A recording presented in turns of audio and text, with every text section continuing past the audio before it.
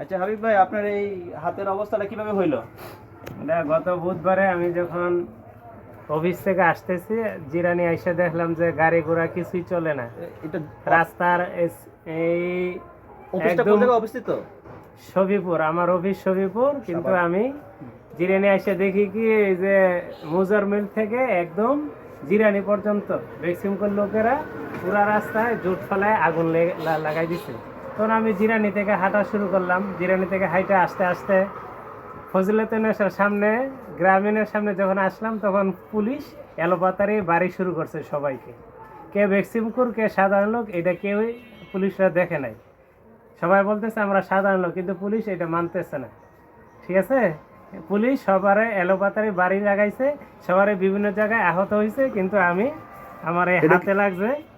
এখন তো ভাই হাতে তাহলে লাগে- আপনার তো বহুত বড় ক্ষতি হয়ে গেল না? হ্যাঁ, হাতে লাগে সেটা আমার এই হাতটা ফাইটে গেছে। এখন আমি সিআরপি থেকে এটা প্লাস্টার করে আনছি। ঢাকা সাভার সিআরপি। হ্যাঁ, সবাই দোয়া করবেন, আমার বড় ভাই অনেক দিন পরে দেখা হয়েছে।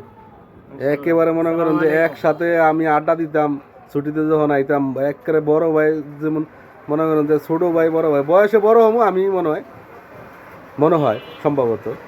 যাক, তারপরেও মনে করেন যে আমি খুব সবাই দোয়া রাখবেন। দোয়া করবেন।